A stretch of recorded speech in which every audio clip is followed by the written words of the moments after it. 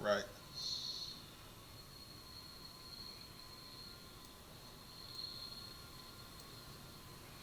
Shay Shay's room.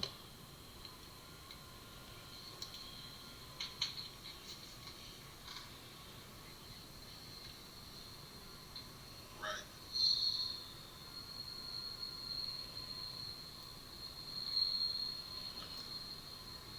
Shay Shay's room.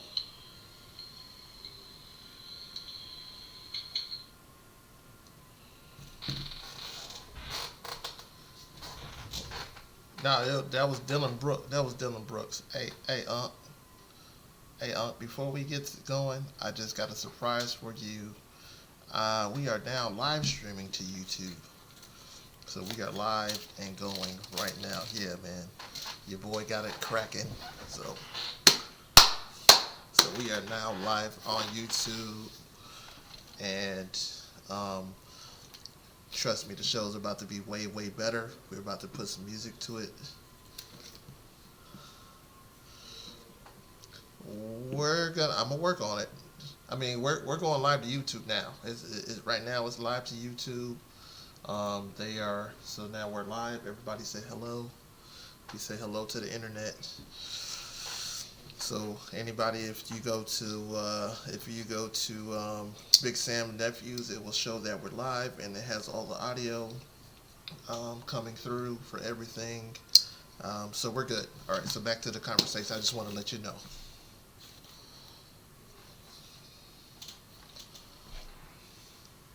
Hey man,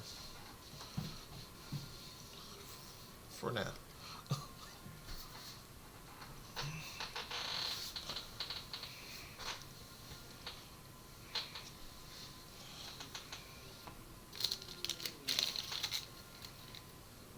Right.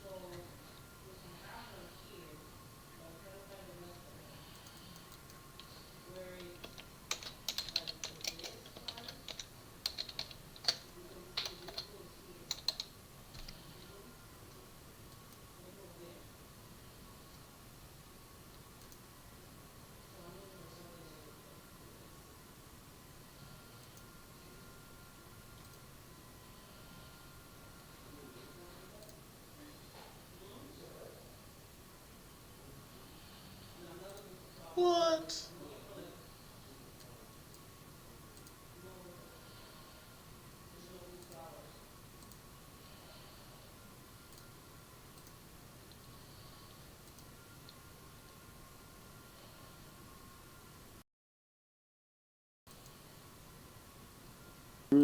what you're putting out there. So They don't want to lose don't advertisers. They don't right. want So they What? don't want to hold anger their, you know, the hold other the part of line. their constituency. That's Right. why So Roland Martin left wherever he was, CNN or something, and Right. he does that's his why own thing, right? that's why And ESPN that's why ESPN lost so many good black commentators What you're like putting out right, there. Jamil they Hill, don't want to lose advertisers. Michael. They don't I want to can't they think of don't his want to name, anger but their, his name was Michael. the other Yeah. part of their He was on You with Jamil constituency. Hill. That's why right. So Roland like Martin you left. lost all these people because they were real. I mean, like Maria Taylor, she left. She left for a whole different reason, Right. but they lost a lot of people that was just real, and it was just too real Well, for the network. same thing with Levitar. Levitar left ESPN. He's got his own podcast now. Well, no, they actually fired him. No, They I canceled. like Levitar. I like Levitar. Levitar. I like but see, they was holding that line for years. You remember Levitar? They always made a joke of, they were the bottom, they were the basement of, ESPN. But they always had that edge, and then they couldn't go over that edge. They had to be pulled back. Right. ESPN had to pull them back, like, hey, okay, you can't go that far. So it sucks sometimes to hear that. Okay, well, I don't like that person because of that. But we also got to remember, like, they do have a job to do, and they do Well, have I to, would venture to say this, that people are watching this show right now, and I'll venture to say that they probably don't like us. I can guarantee you they don't like what we're saying. Oh, we've been they can always, but they can stop. They can stop at any time. as long as they subscribe first. Oh yeah. right. Subscribe and then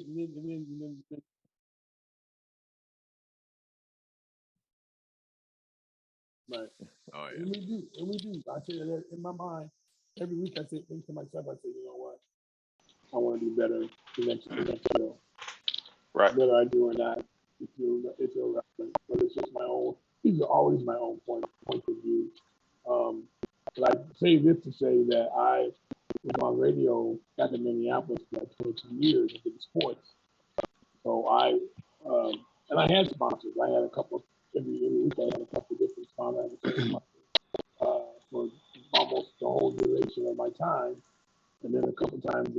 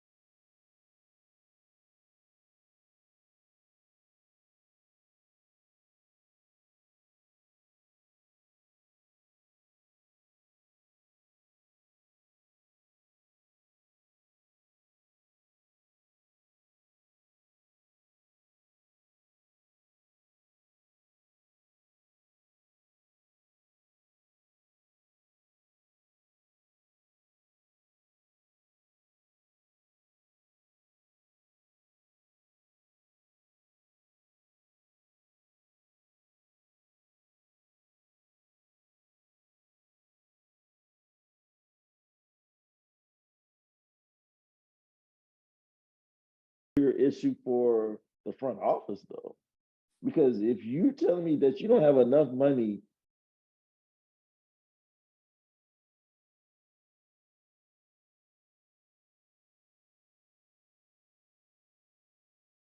was one of the top quarterbacks. If you don't structure your money to where you're able to keep those two vocal points of your offense together, then that's something to look at as a front office, whether Oh, for it's sure. GM or the I totally agree with that. I wonder, with that in mind, if we can sit here and talk about that knowingly, then the front office, who are professionals at this, they know it too. So there might be something, the other side of that might be, look, like OJ, when he was in Buffalo, right? They'd go 2-14 or 2-12 or something, and would pack out the stadium every week. They'd be on the NFL game of the week. They were making money hand over fist kind of thing, right? Mm-hmm. And Aaron might be that same sort. He might have that same sort of effect. So we're going to pay him 40. We're not going to win, but guess what? We're going to win at the box office. Well, yeah, because Green Bay is sold out every single game. Sure. So but they have been decades. But see, that's the reason Aaron Rodgers is bad. I wanted the Niners to pick him when he came out. He beat USC by himself. And then, SC got lucky and pulled it out. But he whipped him when SC was better than Alabama was a few years ago, right? But that would eat the salary cap. It would alter the team and the team construct, the team concept. I don't know. Brady's still in the 20s. Like, I don't know, maybe right around 20. You see, you could handle that. And here's the news on Purdy, right? He, I think that guy from Philadelphia who deliberately, that was their best play, because I don't think they would have beat the Niners if they had their quarterback in. I don't think Philadelphia would have beat them. Yeah, but,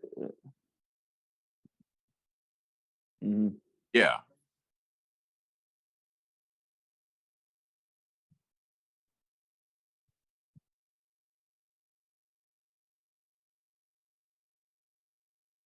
They're bad. But you can't stop those guys in the game. They have too many weapons. So what do? You go after weakness. I hate to say it because I dig it back east, and it's not an assault on the region, but a lot of times the teams back there play bully ball, right? If I can't beat you, then I'll hurt you, kind of thing, right? The New York Giants knocked out Joe Montana twice because they knew they couldn't beat the Niners. They had no chance, but they knocked out Montana and beat them. Okay. Purdy, I think that game was pretty close. It was pretty close to even, but we're down to our third string quarterback. You can't beat a third string rookie, Mr. Relevant quarterback. Then that means that you don't really have a lot of confidence in your ability to beat that team, in my opinion, right? So what they did, I think it was a legal play, but I think he did that on purpose. And so Purdy now has UCL damage. So he's maybe Tommy John, or maybe some other procedure, 6 months, which is not Tommy John. That's 12 to 13 months. But right. It's yeah.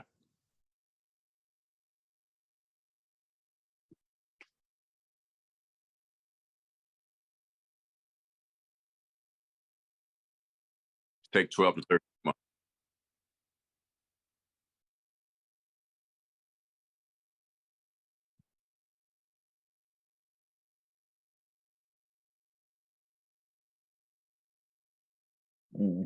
Look at this. Folks. Look at this. Should you trade Trey Lance? I would trade Trey Lance in a heartbeat. Yeah, I would let Trey go. Keep Garoppolo. Garoppolo's getting very healthy. Keep him and make him Garoppolo the starting quarterback again. Who? And Trey Lance, you can get some picks for him. He's the first round. No, you definitely can, but do you think that the relationship with Garoppolo and the 49ers can even stomach another year? I'll tell you what. Let me tell you why they probably won't trade Lance. They may, but I'm sure they'll look at everything. A lot of it would depend on what they can get for him. They gave up 3 first rounders, right? Mhm. So they're going to want at least 2 of them back. Okay. But Nathan, Lance only makes $5 million a year. That in itself is value because I mean, on paper, he's worth 15 or 20. So you're getting him for $10 million less than what he would be earning like in his second contract sort of thing, right? Right. Now, the situation the Niners are in, it's almost like an embarrassment of riches. How many teams have theoretically 3 quarterbacks that can take you to the Super Bowl? Garoppolo did. I think that Purdy was going to, and Purdy was the backup to the 2 of them. You know, so it's an embarrassment of riches. Do you want to, as you know, do you want to get, okay, you can't keep 3. Somebody's got to go. You can't keep 3. That's for sure. that's why I say that Trey Lance would be the most likeliest to go because his injury is a lot, going to keep him out a lot longer. So when he gets healthy, trade him because you know what? I don't think they would not have gone as far as they did with Trey Lance. That's just my own opinion. Yeah, no. Yeah, I agree. We don't know. See, I think teams are going to want to see because he's unproven. Played 1 year Right. of college and he hasn't played in the NFL. He's practiced and his game speed might be up far, but you know, he's unproven. You see, so I don't want to see what he can do, and all it would take is 1 to 2.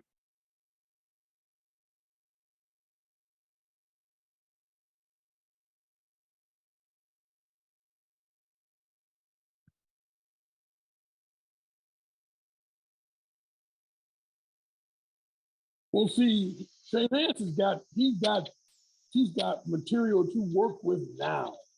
Tight end is all pro. Debo's all pro. McCaffrey is an all pro caliber halfback. So he's Trent, got, you know, it's just my own personal opinion, folks. You get mad if you want, but calm down. I would trade Trey Lance now. You know, when he gets healthy, let him go out there and let him show his wear, and then trade him. I think also, you know, just compare the 2, Purdy and Lance. I personally think that Purdy got better mechanics than Trey Lance. Right. Even on the run, like you can see, you know, because Purdy, I see Purdy as more of a younger, like a really really younger, not seasoned Brett Favre, because he made some plays. Is like, yo, you're not ready for that play yet. You know, you were trying to sling that thing and you didn't need to do that. I think if Purdy was in the system, fully immersed in the system, maybe he can kind of turn into something that we can see long term, like 5 years down the road. Well, Because, I think he will turn out to be that down the road. I just think, and here's my point, and I'll be brief. Try to be. Trey Lance went to North Dakota. Trey Lance is from a small town in upper Minnesota. He chose North Dakota. Same thing with Carson Wentz. Carson Wentz on his third team. He got booted. Well, that's my point. He got booted out of Philadelphia. Complained. They booted him out of Indianapolis. Complained. Now he's with Washington. Right. And he got the coach fired. Fired. And then now you don't even start for the Washington Commanders. You don't start for them either. But a lot of it is some of these smaller conference quarterbacks that come in the league, like the Trey Lances of the world, like the Carson Wentzes of the world. You look at what they did against non-competitive, well, not just non-competitive, but you know, the caliber of teams that they played. Like for instance, and I'll just use it as an example. Jalen Hurts plays against Georgia. He plays against Florida, LSU, Mississippi, Auburn. He plays against those teams his whole time at Alabama. And then he jumps over the last year, graduates, and he jumps over and plays for Oklahoma. Oklahoma is not that shabby. That Big 12 is not that shabby either. I would say the Big 12 may be the second toughest conference in all football. Behind SEC. Not the Big 12. The Big 12 is man. but that's just my opinion. Used to be the Pac-10 or Pac-12 anymore. Well, you know, I think the Pac-12 is coming on, and I do believe that Coach Prime, with all the recruits he's getting, he's got Coach who? Coach Prime. Prime, Colorado. That Coach team looks Prime. good. Coach That Prime. team look. That I was Right. just looking. I was just looking at that roster. That roster That's is good. that, especially at the O line and the D line. If you pay attention to those, yeah. He got a guy from Fresno State. Yeah. Last name's Payne.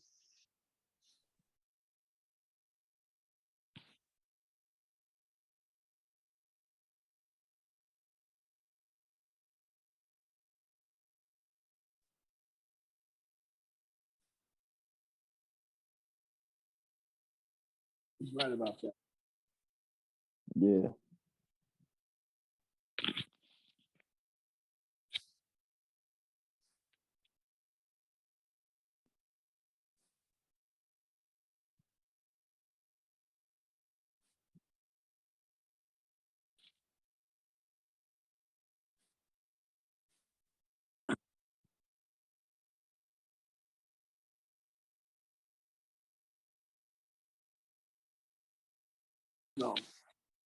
No.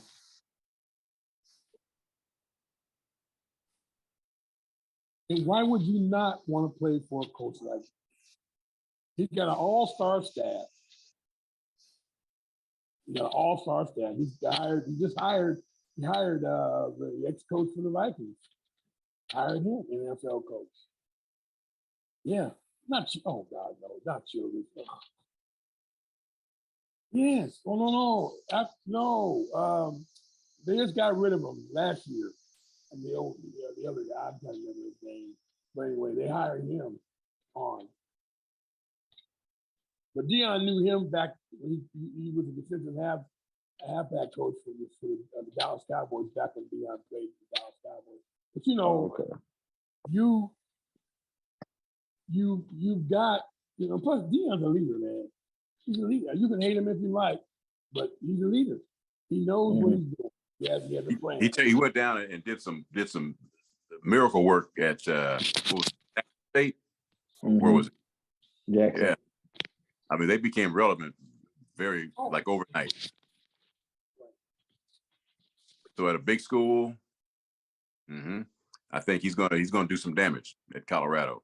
I'm watching. I mean, how do you have a team that's in the middle of probably the most talent-rich sports city in the country? Probably, it's debatable, but all the 4 and 5 star kids leave and go somewhere else. You keep them. Maybe go out and steal one from somewhere every now and then, but you keep that talent, that local talent from LA and from the state in general. Man, you can do some, because they got big ones, fast ones, little ones, whatever. You can find all the talents you need right out. USC got a young man that I personally know. He played football in Minnesota. He never played for Minnesota itself. He started out at Texas, got recruited by Texas, played there for a year, got in the transfer portal, went to Arizona, played there for a year, and so now he's got 2 years left to go. So USC picked him up. Dorian Stringer. Yep. Dorian Stringer. USC. Okay. What position? Halfback. The halfback. Okay. All right. Minnesota never even recruited him at all. Never did. And so he ended up signing defense. SC's problem is defense. So I don't know if their defense is too young or they've got some horses back there already, but that's what they need to do. That's what they need to focus on. Bringing in some defensive talent, Probably some big guys. Their defense they were really small, really small. Yeah, man. Great. We got them though. Right. Trust me, Deion's got them. Because you look at it. Why would you're playing for a guy that's got a gold jacket player? But see, gold jacket can tell you about the position. You got the number one cornerback now, both 2 years in a row. You have Travis Parker, and I guess the other guy from down in the Miami area picks him up too. But a 5-star athlete, bam. But see, the one thing about their kids are going to want to play him. Oh, I was gonna say, like, sure. Why would you not remember want to play Deion tapped into everything, like everything, yeah, especially here in the South. Like you mentioned, Prime down here in the South, like people are gonna come running. Well, he's already lost, especially in Atlanta. Right, a couple of them have left Alabama. They're going to Colorado. Yep, he stole a couple of kids from Georgia. Some of their top recruits. Well, you know, as if Georgia. Well, I mean, Saban, right? You know, remember he got mad when Deion signed that quarterback, and Saban he went on the news. He was hot, you know. And so you telling me went got a couple of more? I bet that dude is cooking. I bet he's hot, man. You know he is. No, you're right. For a while.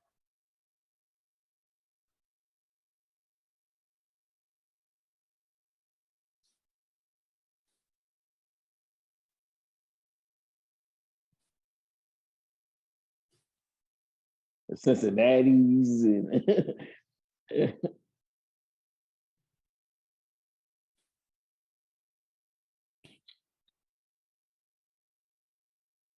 mm-hmm.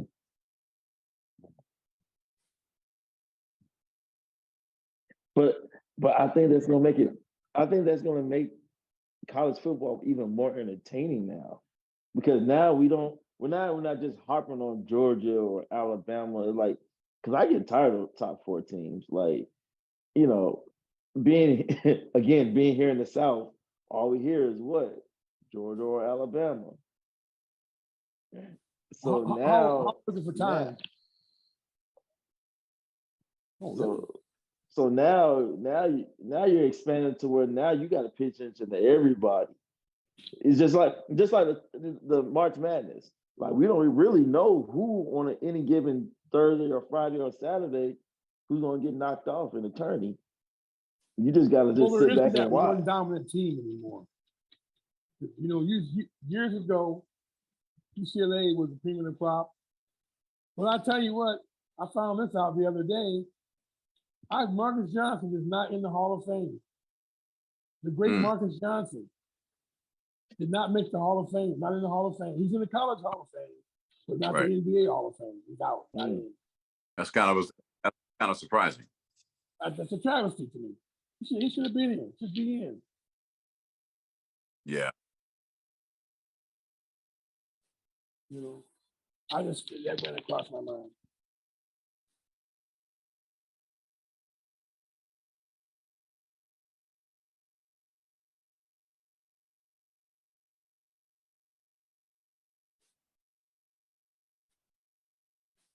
Mm-hmm.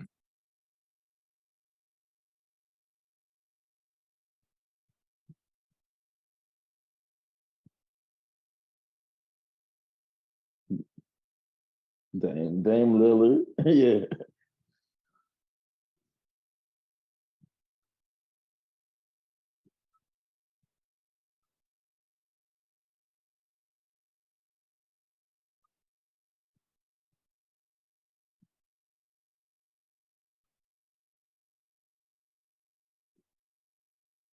Mm-hmm.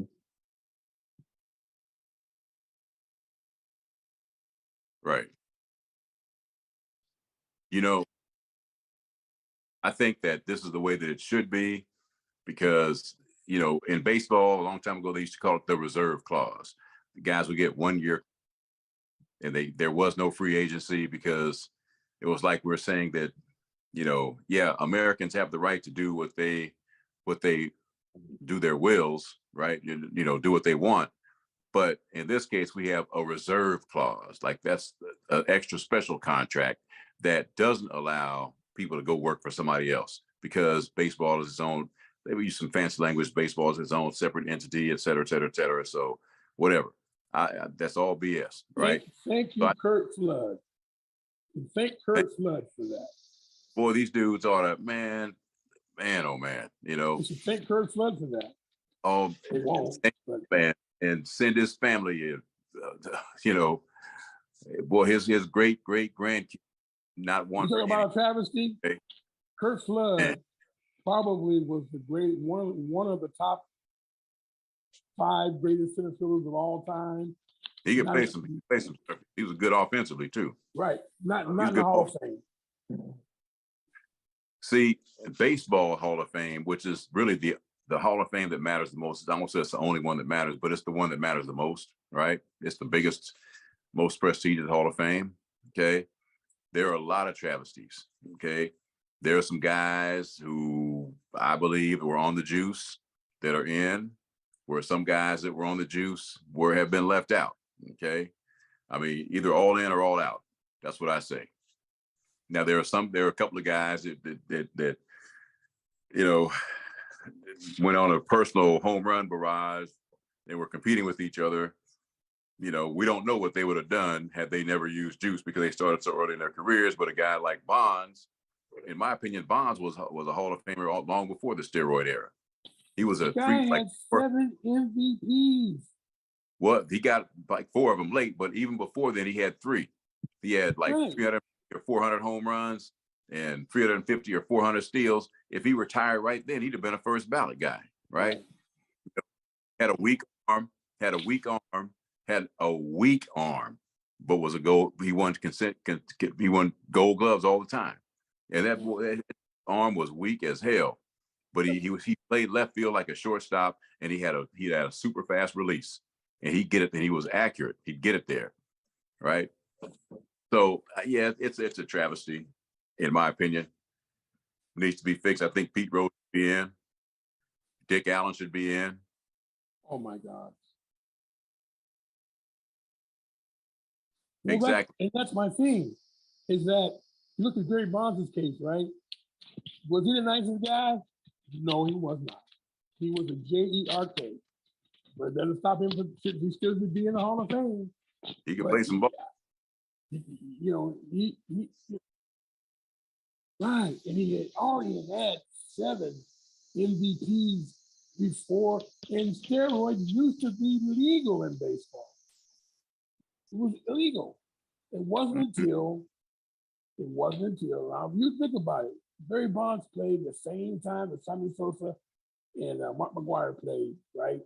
Right. Well, I know Barry had to be looking across that bridge going, why are these guys getting all the pump? They say that because he was the best player in baseball without a doubt. Bar none. Sosa and all the ink because of the home run derby, right? Basically it just felt like a derby. And the word on the street is he didn't like it. So these guys can't play with me. See, and everybody knew what they were doing. So word on the street is he did it too. And the next thing you know, he hit 73 home runs. Okay. Right.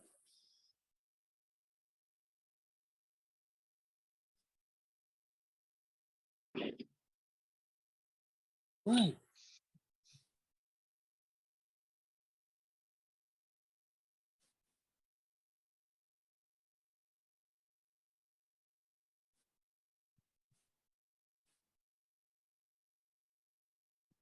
The commissioner knew. They just put Bud Selig in, and he knew. It's and there are some users. You guys know who they are. Well, yes, but also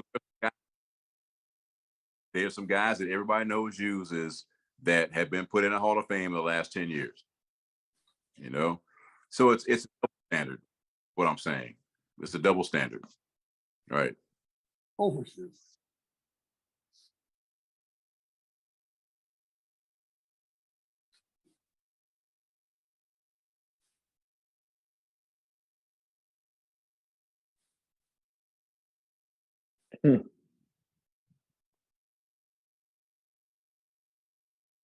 Griff was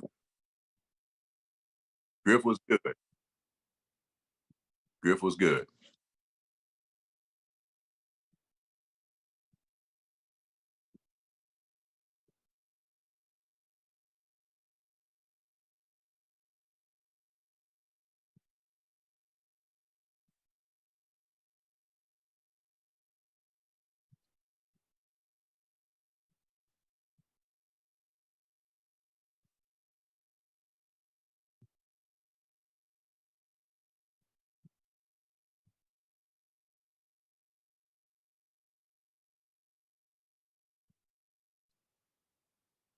Yeah, they say that dude he would get 2 to 3 pitches a game. You know.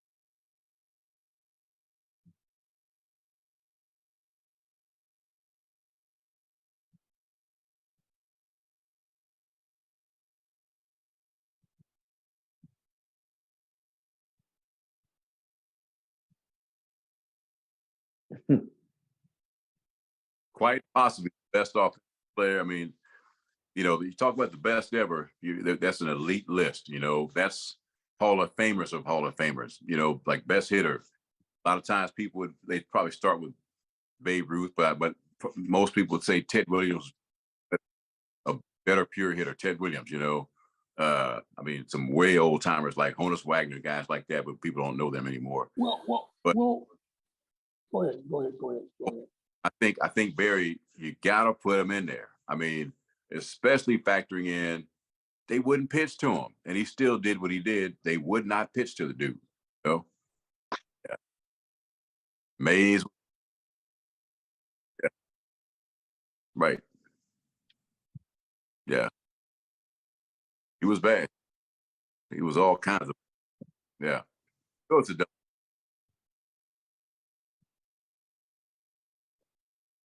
oh, Well, you know what?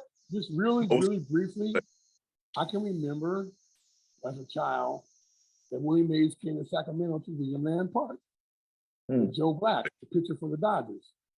Joe Black okay. pitched, Willie Mays hit home runs. And I remember chasing those fly balls down. And I never got an autograph from him, but I saw him in person at William Land Park. Wow. William Land Park.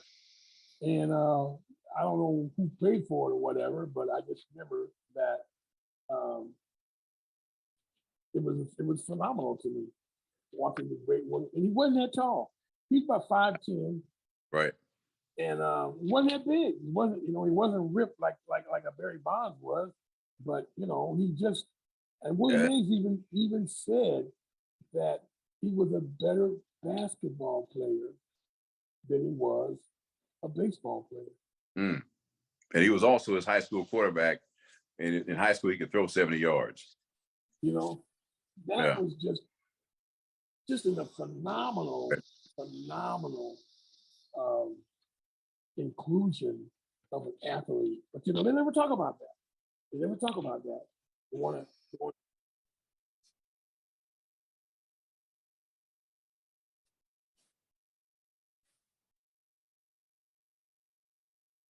Mickey Mantle, the great Mickey Mantle.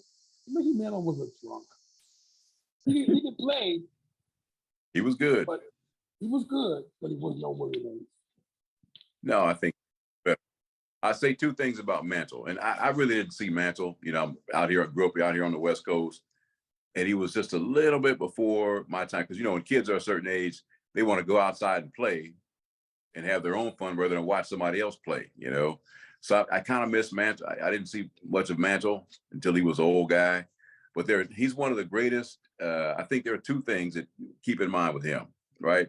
Number one, he had to have been the all-time highest rated prospect because he had 5 tools, including hit ability and power from both sides.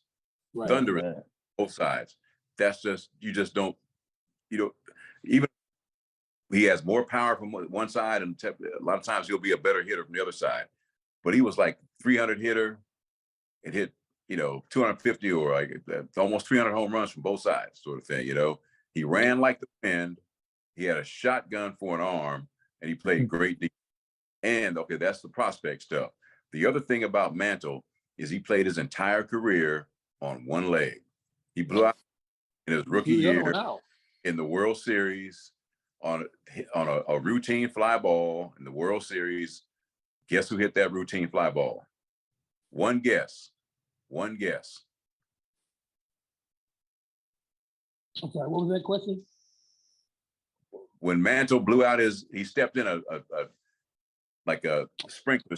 He stepped in the outfield, chasing down another Hall of Famer's pop fly in the I think it was the 51 World Series. Right. Knee went out. That was Mays. Mays hit the ball. Okay. And yeah, and so he played his entire career on, because back knee surgery was just, I don't know, they go in there with a staple gun or something, I mean, it wasn't. So basically he never had, he played on one leg, and he did all that on one leg. I mean, that's incredible. Right.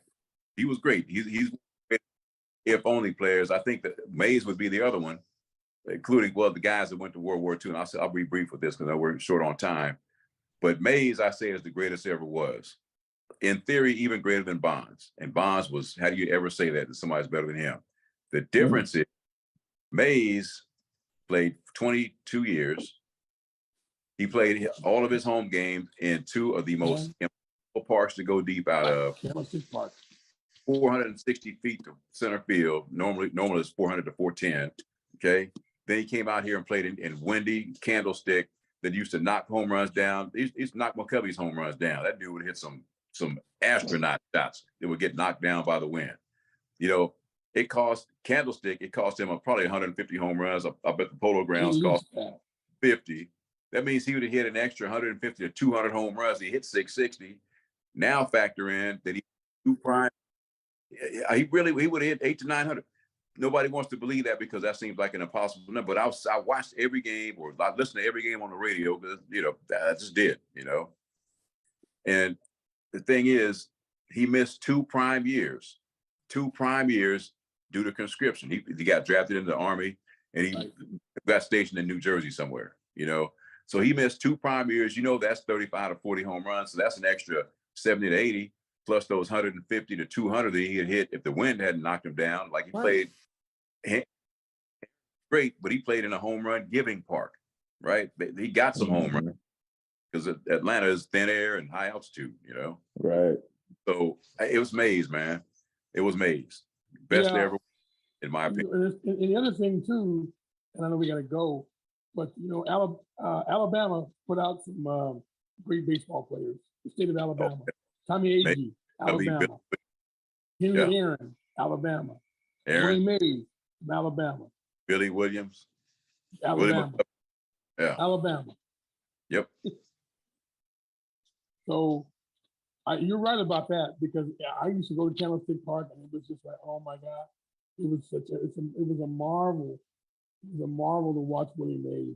Back when I was a kid growing up, he was the man.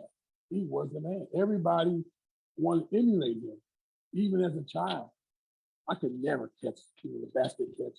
He did that for fun. That was what he said. He said he did that for fun, entertainment. So he understood the the value of the dollar. But he was really just phenomenal. To me, I would say he is the all-time greatest baseball player that ever lived. I think you're. My opinion. I think you're right. That's just my opinion.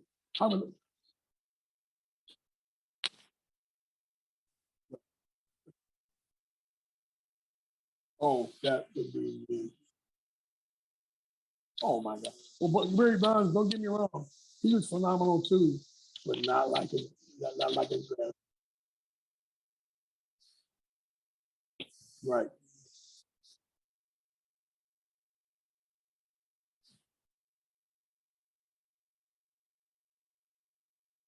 Right.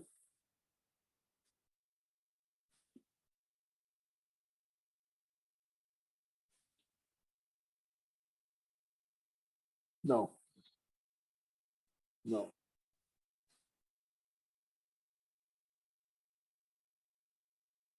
Right. Right. Hey, you were right. Bad. How are we looking for time? Okay, I'd like to close it. Thank you very much, Javier, for getting us on YouTube live. You know, and please, please, please join, subscribe, check us out. You know, we've been doing this show for about almost 4 years now. Almost 4 years. You know, I've been putting up with you two guys. Hey. Don't. It's just. I'm just kidding. Don't get mad, Nephew. I see Parker swelling up. Actually, No. Actually, no. You know, actually, this was Parker.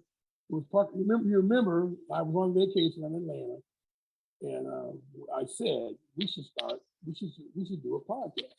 Yeah, I remember that. You did say that, and so I went through some other sources and whatnot. And did what happened. I said, you know what? Use my family. So that's why I came up with my nephew, Big Sam and Nephew. So anyway, and then we added on. Right, and now we ended up, Nathan, you know, the voice of reason. You are the voice of reason, Nathan. So, and oh my gosh, yeah, it's always that. Well, I want to thank everyone. Thank you so much, everyone, for listening to our half an hour of our show. And it's Big Sam and Nephews. And please subscribe, join. All right, thank y'all. We'll see you next.